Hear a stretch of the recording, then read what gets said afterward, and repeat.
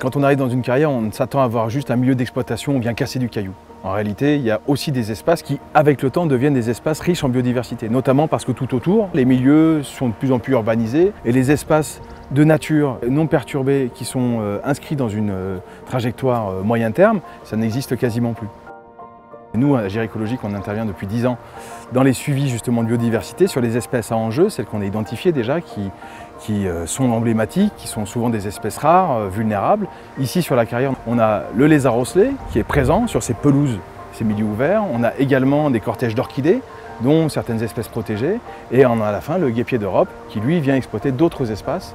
Notre travail, c'est de faire en sorte que les noyaux de population puissent être préservés durablement.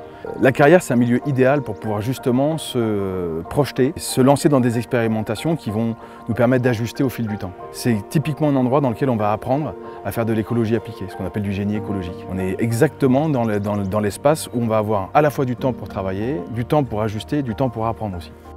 Vis-à-vis du lézard osselet, les opérations de génie écologique, ça nous a permis d'ajuster la façon dont on imaginait les premiers gîtes.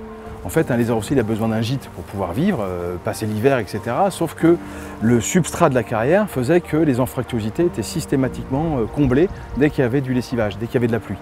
Du coup, on a réajusté complètement notre modèle de gîte, de façon à lui créer des gîtes un peu plus pérennes dans lesquels il puisse passer la totalité de l'année.